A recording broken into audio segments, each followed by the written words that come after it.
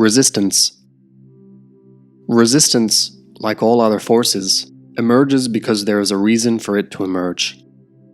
It is a natural product of something, the natural result of a given cause. A significant factor in the emergence of resistance relates to the perspective from which we view our craft. When we look at our craft, our calling, or whatever it is that we pursue, the image that we see is contaminated. And these contaminants contribute greatly to the emergence of resistance. What is this contamination that I speak of? The writer who experiences resistance is not sitting down to write. He is sitting down to create something of significance, to work towards something, to complete something. In other words, he is sitting down to contribute toward a goal of some sort. This may seem like an innocent, even praiseworthy act, for it is commendable to work toward a goal, isn't it? As always, the question is not one of good or bad, or commendability, or social appropriateness. It is a question of a given cause producing a given effect within a human being. Whether it is good or bad, right or wrong, admirable or not, the concept of a goal produces resistance. If the writer is sitting down to work on a book, he will feel resistance.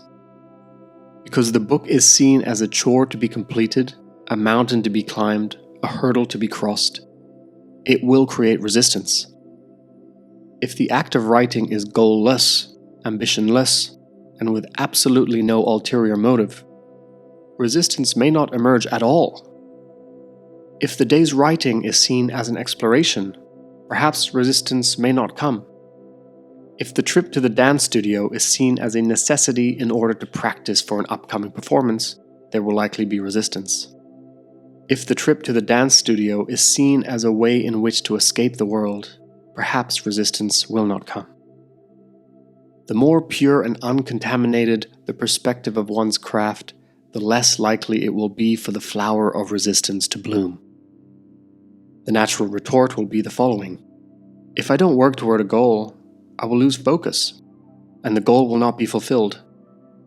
I contend that it is the thoughts of the future, the goal and what may be, that make one lose focus, for these are the thoughts that keep one from working without hope or despair. I'm not saying that one should not have goals. For some, the goal is the very thing that keeps them on the path. What I am saying is that the more that one's craft and the passion for exploring it are front and center, the more complete is one's love for what he does rather than where it might take him, the less resistance he will encounter. And therefore the more complete will be his efforts. And if an individual's efforts and devotion to his craft are complete, the goal he once perceived will not only be reached, but surpassed.